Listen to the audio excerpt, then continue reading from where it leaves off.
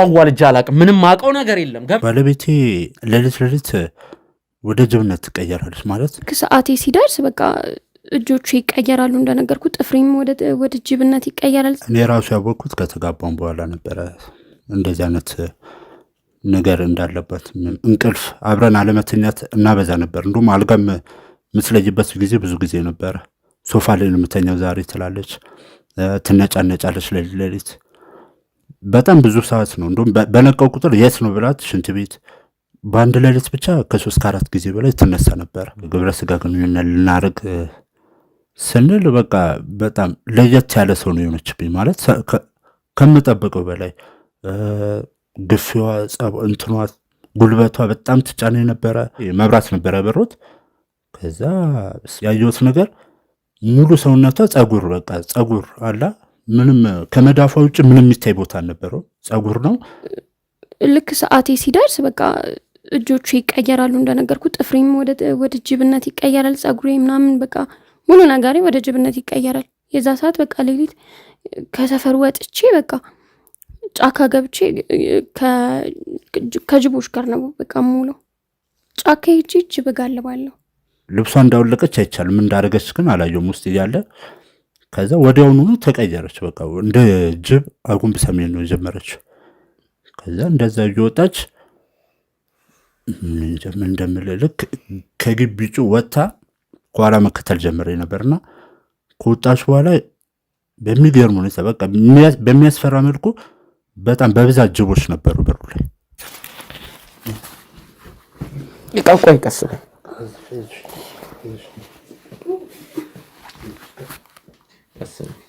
ምጤ እየመጣ ነው። ምጤ ምን ላድርግልሽ? እየመጣ ነው። ምን ላድርግልሽ? በቃ ዶክተሮቹ ጋር ትዝታው እባላለሁ። እዚሁ የአዲስ አበባ ልጅ ነኝ። ከባለቤቴ ጋር የተዋወቅ ነው የዛሬ አመት ምናምን ከ6 ወር አካባቢ ነው።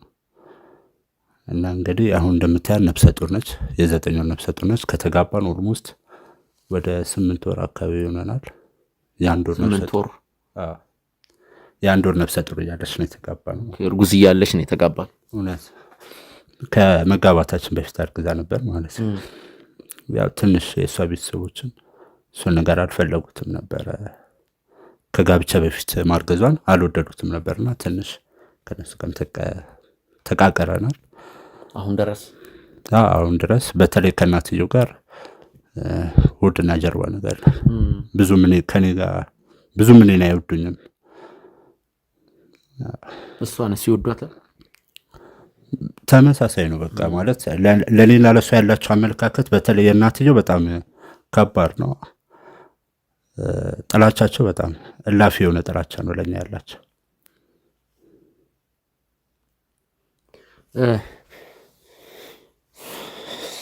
ሚስት ወደ አንቺ እንምጣ። እስኪ ራስሽን አስተዋውቂን፣ ያሉትን ነገሮች ብትነግሪን፣ ግልጽ አድርገሽ ብትነግሪን። ፀሐይ ሙላቱ እባላለሁ። ያው እዚሁ አዲስ አበባ ነው ተወልጄ ያደግኩት። መኖሩም እዚሁ አዲስ አበባ ውስጥ ነው። ያው ከባሌ ጋር የተዋወቅ ነው እሱ እንዳለ ከአንድ አመት ከ6 ወር በፊት ምናምን ነው። በስራ ነው የተዋወቅ ነው።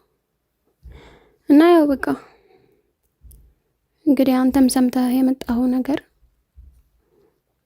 እኛን ከሰው አስገልሎ እንደዚህ እያኖረን ነው። ግን ያው እኛም ፈልገ ነው የመጣብን ነገር አይደለም፣ ሳናውቅ የተከሰተብን ነገር ነው። እኛ ምንም የምናውቀው ነገር የለም። እርግማን ይሁን ምን ይሁን ምንም የምናውቀው ነገር የለም። ግን ባለቤቴ ይህን ሁላ ነገር እያየ አልተወኝም። በቃ እንጃ እኔ ምንም ምል ነገር የለኝም። ብዙውን እሱ ተናግሮታል። ውድ ተመልካቾቻችን በአይኖቿ ውስጥና በድምጾቿ እንግዲህ የሆነ ከባድ ሐዘን እንዳለ ከጀርባዋ የሆነ ታሪክ እንዳለ ግልጽ ነው። ባወራሯ መረዳት እንችላለን። ማለት ተስፋ የመቁረጥ አይነት አወራር ነው እያወራሽኛለሽ በነገሮች። ምናልባት ነፍሰ ጡር ነሽ፣ አሁን ልጅ እየመጣ ስለሆነ እንግዲህ ሌላ አዲስ ቤተሰብ አዲስ ዘር እየመጣ ስለሆነ እሱ በራሱ ሌላ ትልቅ ተስፋ የሚሰጥ ነገር ነው። ግን አንቺ አሁን እኔን እያወራሽኝ ያለሽበት መንገድ የሆነ ተስፋ የቆረጥሽበት ነገር እንዳለ ግልጽ ነው፣ ከአወራርሽ ጀምሮ ማለት ነው። ወደ እሱ ጉዳይ እንመጣለን። ዋናውን ጉዳይ እሱ ነው። ስለ ሁለታችሁ ትውውቅ ግልጽ ብታረጉልን፣ ምክንያቱም ያኛው ርዕስ አንዴ ከጀመርን ወደኋላ ስለማንል። ያው እኔ ተማሪ ነበርኩኝ፣ የኮሌጅ ተማሪ ነው። እሱ ደግሞ እኛ ቤት ለእናቴ ሹፍርና ይሰራ ነበር። በዛን የተዋወቅ ነው። ለዛም ነው እናቴ ትዳራችንን ማትፈልገው። ያኔና እሱን ትዳራችሁን ማፈልገው እናትሽ ምናልባት ከጋብቻ በፊት መጸነስሽ ነው? አንድ እሱም ነው። ሁለት ደግሞ ያው የኔ ቤተሰቦች የሆነ ሀብታሞች ናቸው እና ደግሞ እሱ እኛ ቤት ተቀጥሮ ይሰራ ስለነበር ያው እንዴት ከኛ ማይመጥን ለቤተሰባችን አይመጥንም ብለው ነው እሱንም አይወዱት እና ደግሞ እናቴ ልጄን አበላሸብኝ ምናምን ብላ ታስባለች። በዛ ነው ቤተሰቦች የማይወዱት እና የተዋወቅ ነው። እንደዛ ነው። እኛ ቤት ሹፍርና ይሰራ ነበረ። እኔን ክላስም ሲያደርሰኝ ከማዘርጋም ስወጣ ምናምን በዛ ተዋወቅ። ከዛ በቃ ያው ከ7 ወር ወይ ከ6-7 ወር ምናምን በኋላ ነው የተጋባ ነው። እኔም እንዳረገዝኩ ያወቁት ከ1 ወር ምናምን በኋላ ነው። እንዳረገዝኩ ለቤተሰቦቼ ስነግራቸው በቃ ከቤት ነው ቀጥታ ያባረሩኝ። እናቴ ላይሽም አልፈልግም ምናምን ብላ ነው ያስወጣችኝ ከቤት። ያለው ነገር ይሄ ነው። እስካሁን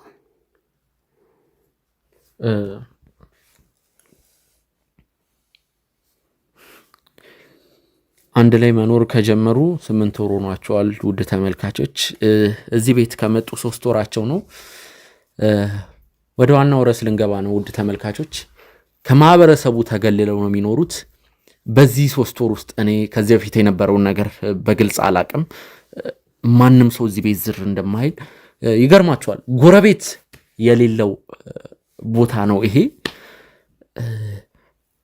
ባል ስራ አለው። ስለ ስራው አላቅም በግልጽ እንግዲህ ማንም ሰው እንዳያት እዚህ ቤት ማንም ሰው እንዳይገባ ብዙ ነገሮችን እያረክ ነው። ሚስት ላይ አንድ የደረሰ ነገር አለ። ተመልካቾችም ይህንን ነገር እየጠበቁ ነው። እስቲ አሁን ሀብለን እንጀምረው። እስቲ እናውራው ስለ ጉዳዩ። ከዛ ደግሞ ጉዳዩን ከሰማን በኋላ ወደ መፍትሄው እንሄዳለን። ጉዳዩ በጣም ከባድ ነገር ነው። ማለት በዚህ በእኛ ማህበረሰብ ያልተለመደ ነገር ነው እና እኔ ራሱ ያወቅኩት ከተጋባን በኋላ ነበረ። እንደዚህ አይነት ነገር እንዳለበት ምን እንደሚባልም አላውቅም። መንፈስ አይደሉ ግን ብቻ ከተጋባን በኋላ ነው እኔም ስለ ነገሩ ያወቅኩት። ሁኔታው እንደመሰለ የተፈጠረው የሆነ ይሄ የመጀመሪያ ልጃችን ከመጸነሷ በፊት ብዙ አመት ወደ 1 አመት አካባቢ ነበረን ከትዳር ከመጋባታችን በፊት ማለት ነው። በዛን ጊዜ ምንም ነገር አልነገረችኝም። እኔ ምንም ነገር አላቅም ነበረ። ሁሉን ነገር ያወቅኩት ከተጋባን በኋላ ማለት ነው ያወቅኩት።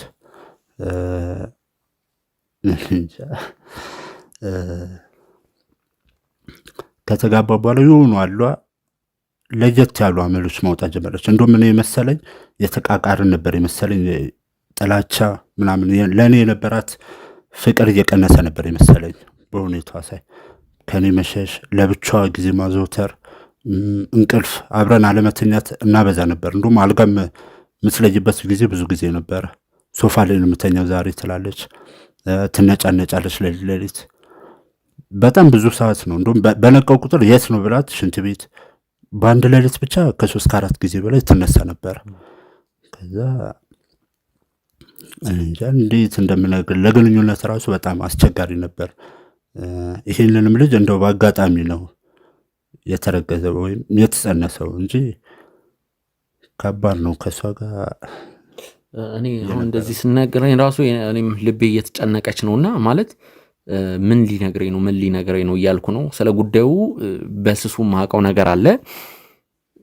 እስቲ ጫን ብለህ ብትነግረኝ ጉዳዩን እንደው በግልጽ ብትነግረኝ ባታድበሰብሰው ነው ባታድበሰብሰው። ይኸውልህ እኔና እሱ አሁን እንደነገርኩ ወደ 8 ወር ይሆናል ከተጋባንና በዚህ 8 ወር ውስጥ እኔ እንጃ በጣም ብዙ ነገሮችን አሳልፌያለሁ ከሚባለው ነገር በላይ። ከእሷን ቤተሰብ ከራሴን ቤተሰብ ሸሽቼ ነው እስካሁን ያለሁት። የምፈልግበት ቦታ እንደፈለግኩ አልሄድም። ኦልሞስት የኖርኩበትን ያደግኩበት ሰፈር ራሱ ትቼ ነው የመጣሁት። ያልዞርኩበት ቤት ኪራይ ያልዞርኩበት ሰፈር የለም። ይሄ ኦልሞስት ከተጋባን በወር ውስጥ ብቻ ከ3 ከ4 በላይ ቤቶችን እንዞራለን በዚህ ችግር የተነሳ ማለት ነው። እና ማህበረሰቡ ደግሞ ታውቋል አሁን ላይ ያለው አመለካከት በተለይ ምንድነው የሰው ጅብ ምናምን ስለሚባለው ነገር ምንም ላንተ እንትን አይሰጥም፣ ሪስፔክት የላቸው። የሰው ጅብ አልገባኝም። እንደዛ ነው የሚባለው። የሰው ጅብ ቡዳ እንደሚባለው ነገር አለ። እንደዛን ነገር አለባትና በሷም ዙር እንትን ላይ በዛ ምክንያት በቃ በጣም ችግር ውስጥ ነው ያለሁት። አሁን 8 ወር አንደኛ እንደምታየው ነፍሰ ጡር ነች፣ ሁለተኛ ይሄ ነገር አለ። እኔ እንጃ ከሰው ተገልለን ያለ ነው። እንደፈለግን በፈለግንበት ቦታ አንዞርም። ምንም ነገር ብቻ መዝናናት አንወጣም። ለምግብ ቢሆን ተሳቀን ነው ሁሉ ነገር ተሳቀን። አሁንም እንደምታየው እናንተም ቀደም ስመጣው አይታል የተፈጠረው ችግር። ለዛ ነው ይሄ ነገር ስላለ ነው እናንተንም ለመስገባት የፈለኩት። የኔን ቤተሰቦችንም ርቄ የምኖረው እስካሁን ድረስ ለዛ ነው። ብዙ ችግር ነው ያለብኝ።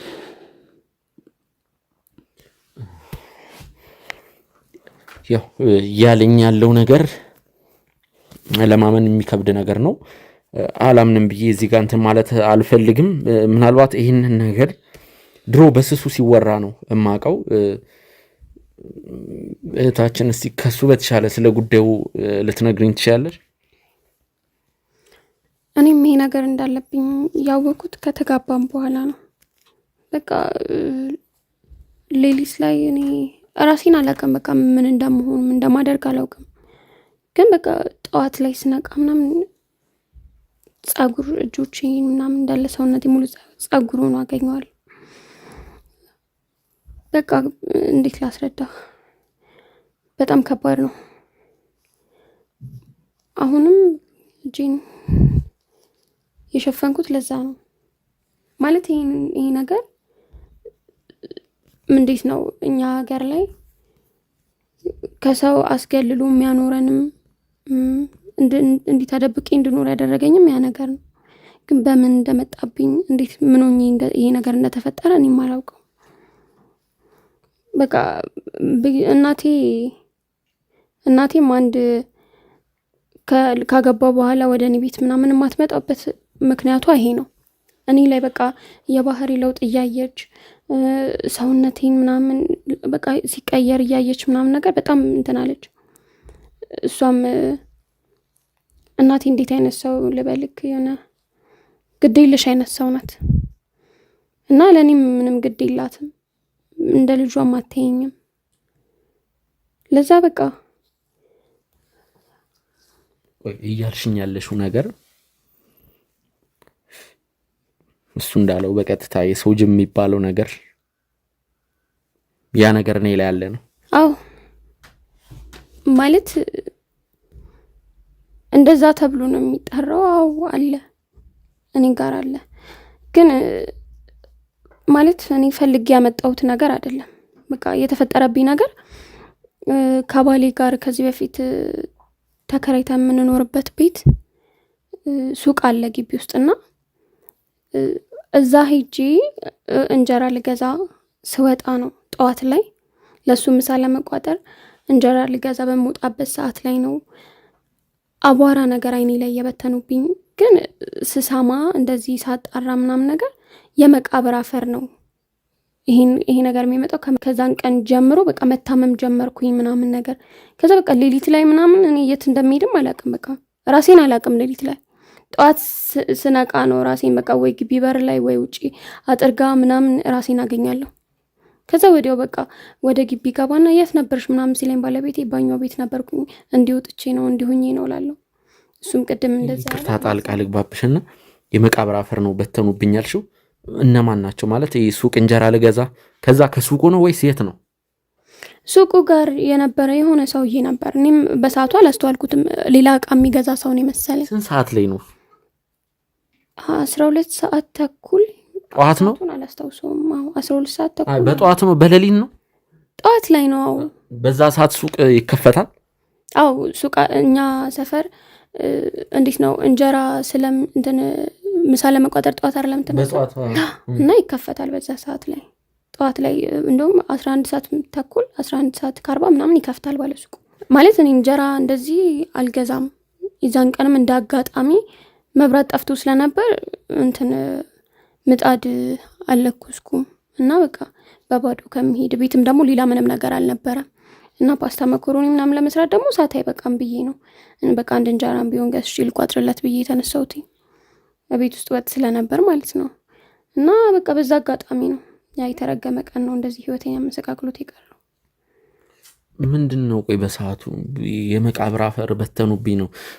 በዚህ አጋጣሚ እኔ በልጅነቴ 10-11 ዓመት እያለ ውድ ተመልካቾች አንድ ትዝ የሚለኝ ታሪክ ሰምቻለሁ። እንግዲህ አንድ እሷ ከምትለኝ ታሪክ ጋር ይመሳሰላል። እንደውም በእኛ ሰፈር አካባቢ አንድ ባለሱቅ ነበር፣ የተዋጣለት ባለሱቅ ነበር እና ምንድነው ከሆነ ሰዓት በኋላ ከሰረ። ሱቅ ውስጥ ያሉት እቃዎች ቀስ በቀስ ባዶ ሆኑ።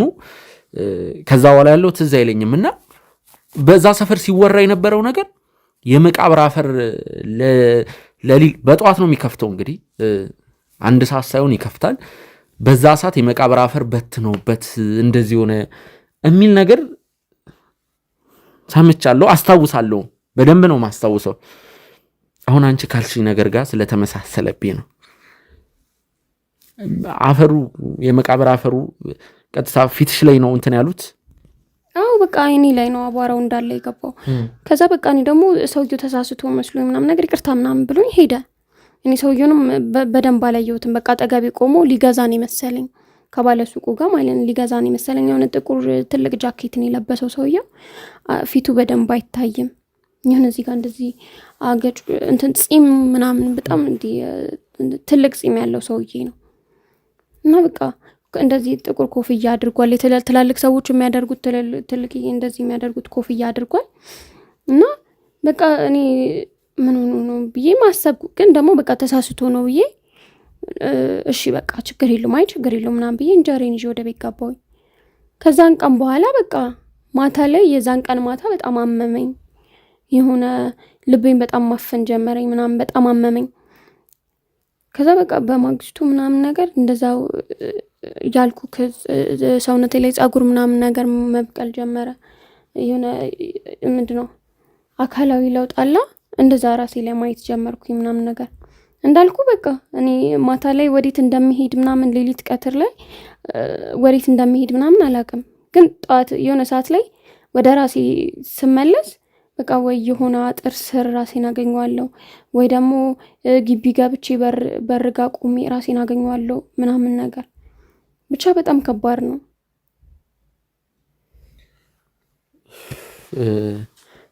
ስለዚህ አሁን ሰውነትሽ ላይ አካላዊ ለውጦች በደንብ ነው ያሉት? አው በደንብ ደግሞ እንትን ጎልቶ የሚወጣው ማታ ላይ ነው፣ ሲመሻ አካባቢ ነው። ሲመሻ አካባቢ እንዴት ነው ጎልቶ የሚወጣው? በቃ ጥፍሮቼ ምናምን ነገር እጄ ምናምን በቃ ይቀየራል። ወደ የሆነ እንዴት ላስረዳ፣ የሆነ ወደ እንስሳነት ይቀየራል። ጣቶቼ እጆቼ ምናምን ይሸበሸባሉ። የሆነ እንዴት ነው አሁን ኖርማል ነው እጄ፣ አሁን ደህና ነኝ። እንደውም በቃ ይቀየራል እጄ፣ የሆነ እንዲህ ይያያዝብኛል። ጥፍሮቼ ምናምን ከየት እንደሚመጣ ራሱ አላውቅም። እሺ እስቲ ትዝታው ማታ ላይ ስለሚፈጠሩ ነገሮች ብትነግረኝ። መጀመሪያ አካባቢ እንግዲህ 4-5 ትነሳለች ነው ያልከው፣ እሷም ነግራኛለች። ከዛ በኋላ በስትክክል እንግዲህ ያ ነገር የሰው ጅብ የሚባለውን ነገር ካወክ በኋላስ ነገሮች እንዴት ነበሩ? ለሊት ላይ ምን ነገሮችን ነው የምታደርገው? እንግዲህ ጥፍሬ ይቀያየራል፣ እጄ እንዲህ ይሸበሸባል ምናምን ነገር እጄ ይሸበሸባል፣ ብዙ ነገር ብላለች። ምንድን ነው ማታ ላይ የሚፈጠሩትን ነገሮች ብትነግረኝ። እንደነገርኩ ነው ቅድም ማለት እኔ በመጀመሪያ ስለዚህ ነገር ምንም ማውቀው ነገር አልነበረም እና እንዳልኩ ሌሊት ውስጥ መነሳት ካጠገቤ ወይ ስነሳ ጧጧት ካጠገቤ የለችም። በተደጋጋሚ እንዲሁም ራቁቷን ግቢ ውስጥ ማግኘት ጀምሬ ነበረ። ከዛ ምን ሆነች ነው ስላት አይ ምንም ትላለች። አንዳንድ ሻወር ነው ስላለች ምንም በቃ የማይዋጡ ቃላቶች ነበር የምትናገረውና ምንም ማታ ማታ በቃ ፍጹም ሌላ ሰው መሆን ጀምራ ነበረ። ማለት ፍጹም መቀየር በቃ ጸባይ ይቀየራል። በተለይ ሌሊትማ እንደ አጋጣሚ እሷ ስትነሳ ከተነሳች ስትንቀሳቀስ ምን ነው ስላት መቆጣት፣ ጸብጸብ ማለት ምናምን ይጀምራት ነበረ። ከዛ የሆነ ቀን ነው እንደዚሁ እንደ አጋጣሚ አብረን የሆነ ፍቅር መስራት ጀምረን ነበር። የሆነ ማታ አምሽተን ስንመጣ ከዛ በጣም ትጫነኝ ነበር። ማለት ከሴት ልጅ ጉልበት ወጣ ያለ ጉልበት አለ።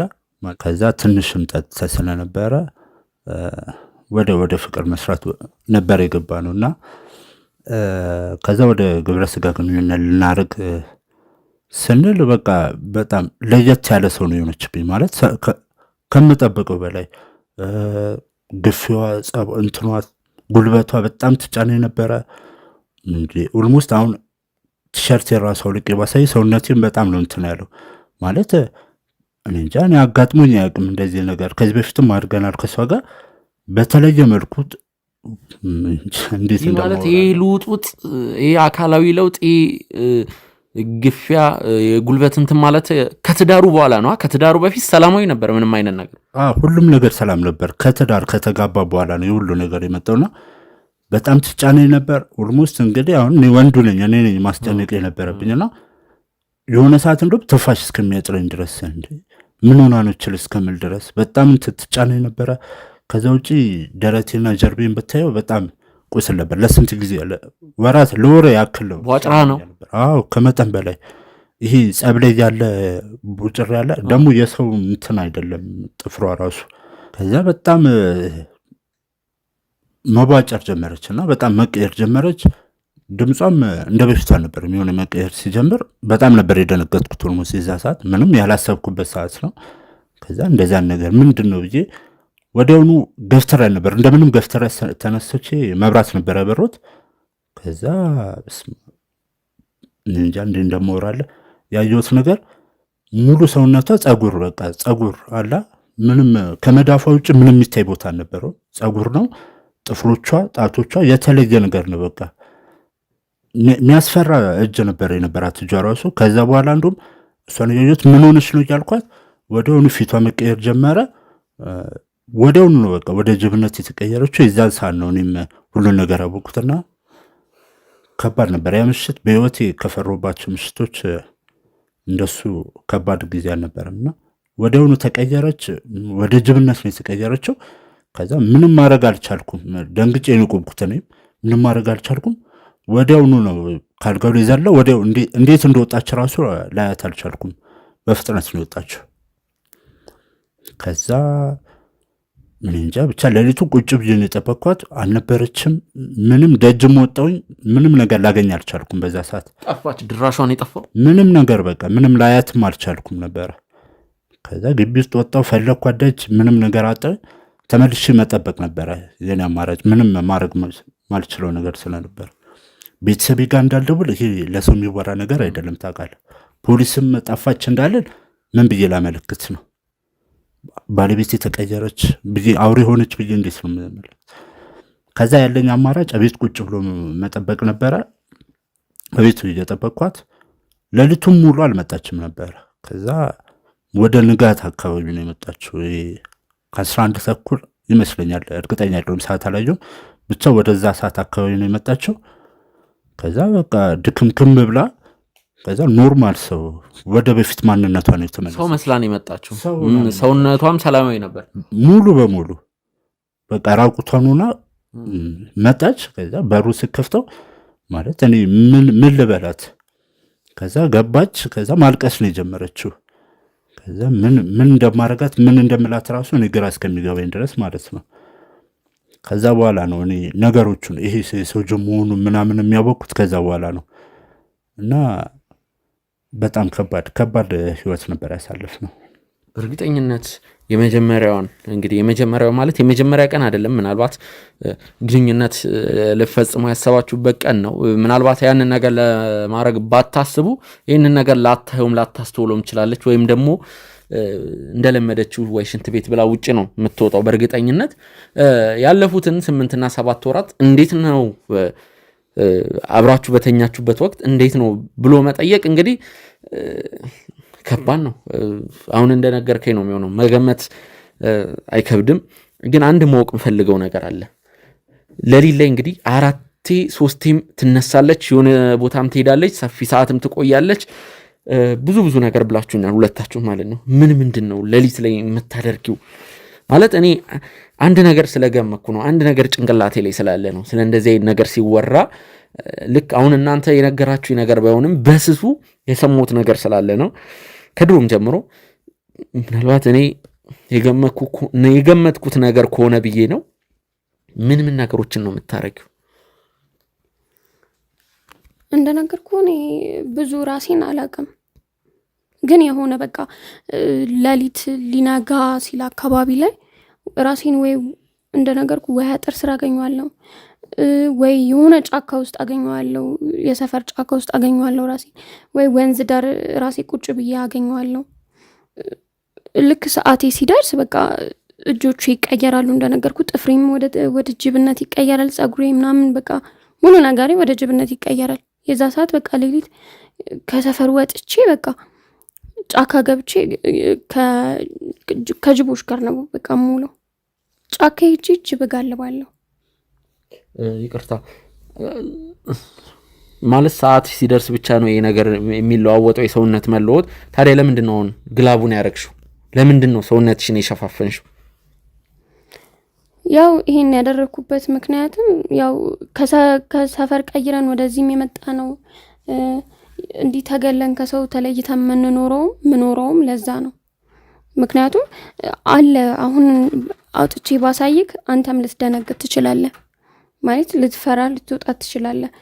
በቃ አለ እኮ አሁንም የሆነ ቦታ ላይ ጸጉር ምናምን አለ፣ ያ ሌሊት የሚቀይረኝ ነገር አለ።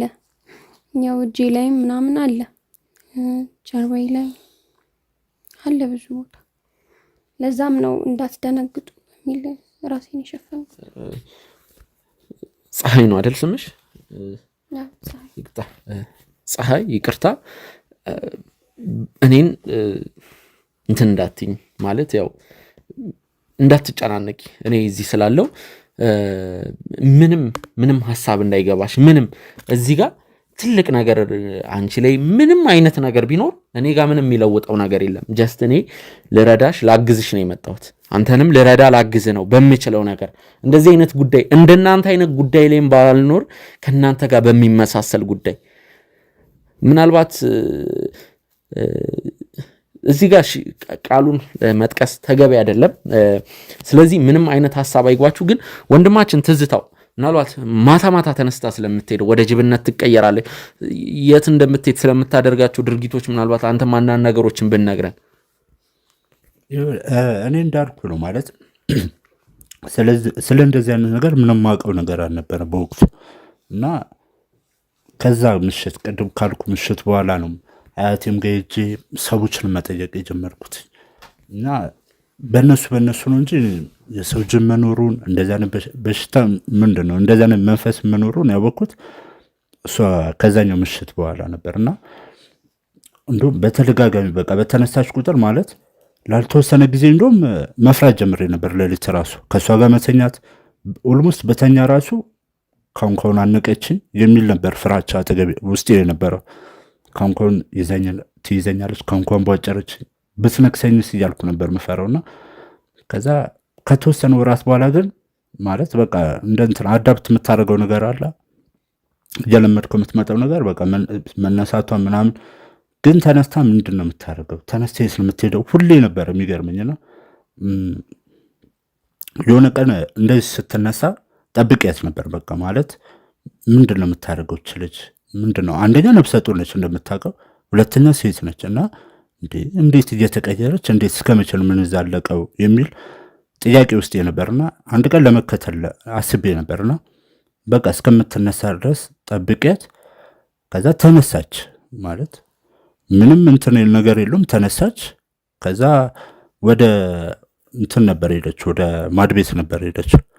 ከዛ ልብሷን አወላለቀች ማለት ፊት ለፊት እንድታየኝም አልፈለኩም።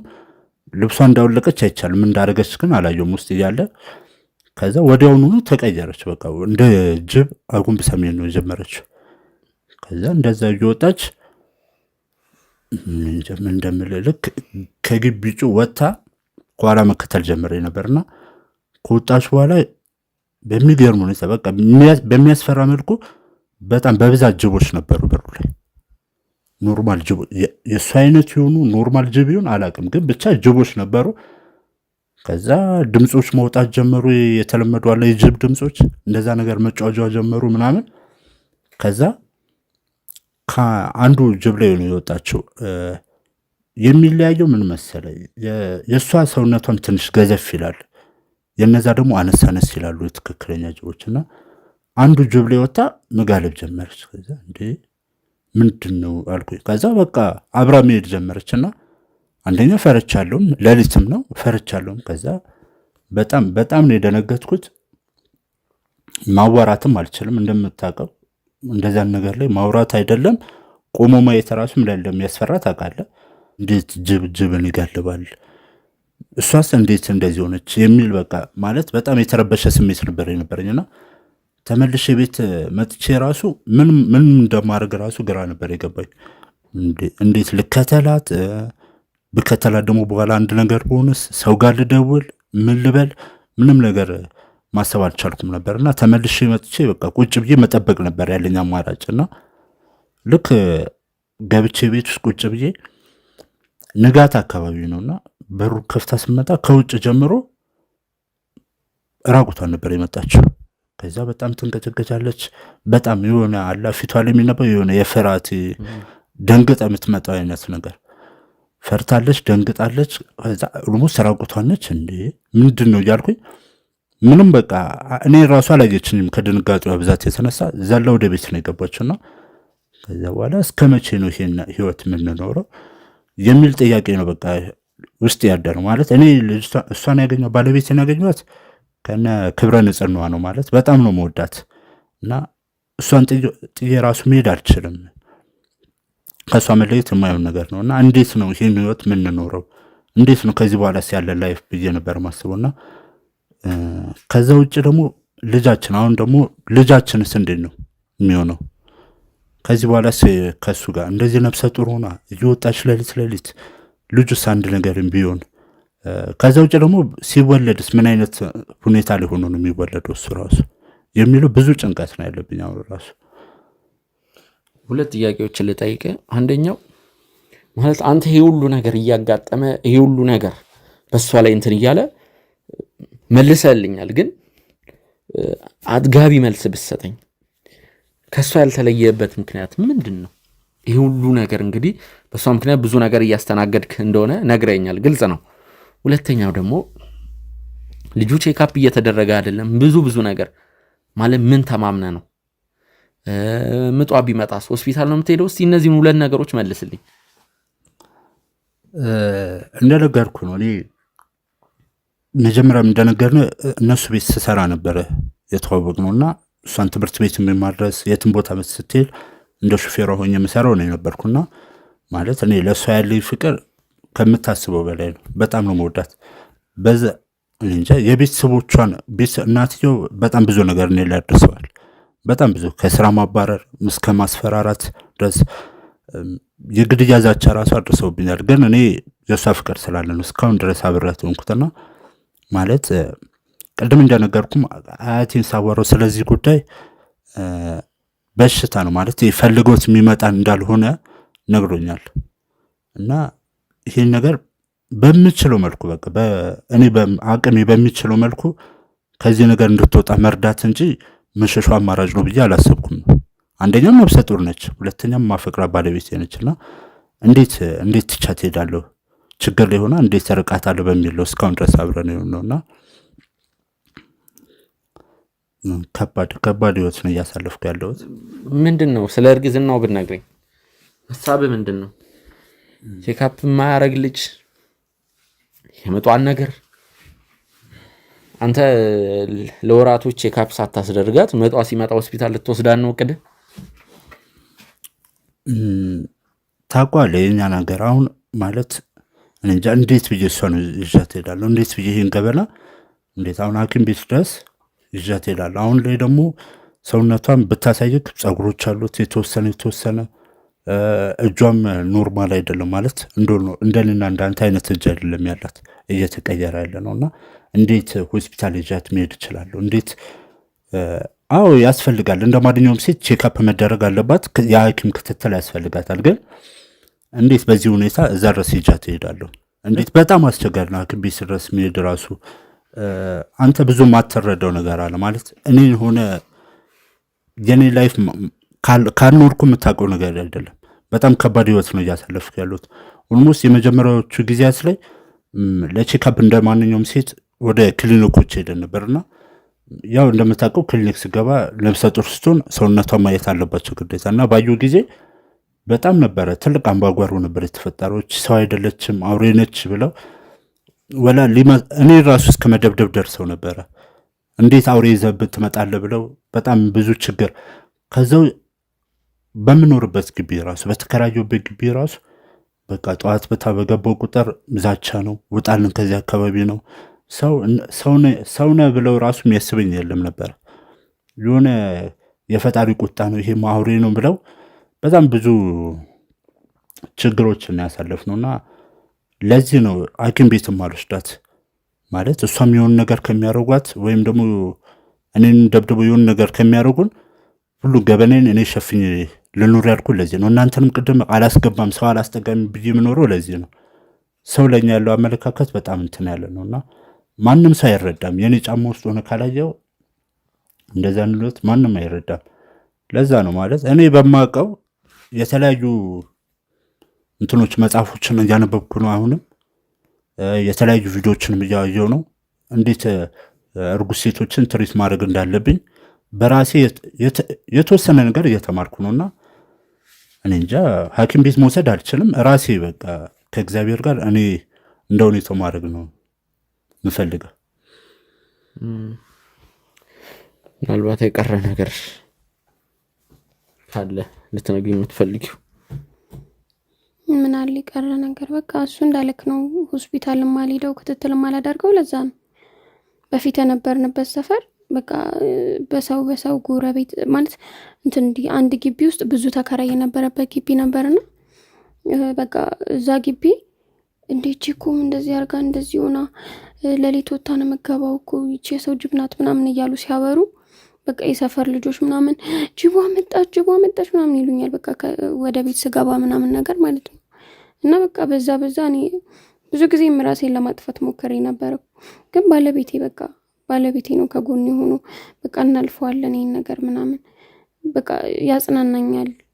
አያቴ እንደዚህ አድርግ ብሎኛል ምናምን እያለ በቃ እሱ ነው ያለኝ። በቃ እዚህ ጋር አሁን ያው ባለቤቴ ነው አሁንም ድረስ ያለኝ እንጂ እኔ የሰፈር ሰው በሙሉ አሳቆኝ ማለት እኔ ፈልጌ ያመጣሁት ነገር አይደለም። ይሄ በቃ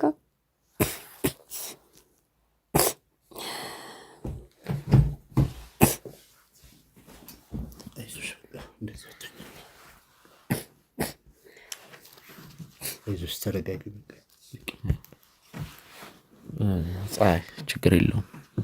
ይህንን ነገር ለአንዴና ለመጨረሻ ጊዜ እኔ አሁን እኮ እዚህ የመጣሁት ዝም ብዬ ኢንተርቪው አረጋችሁ ሚዲያ ላይ እንዲወጣ አይደለም፣ መፍትሄውንም እንትን ለማለት ነው።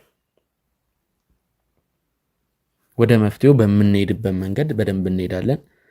ግን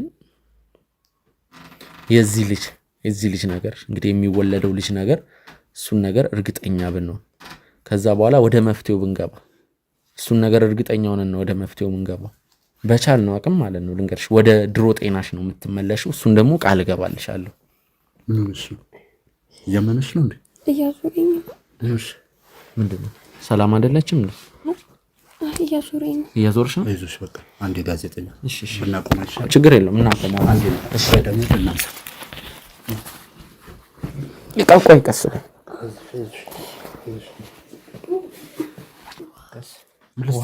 ውሃ ላምጣልሽ? አንዴ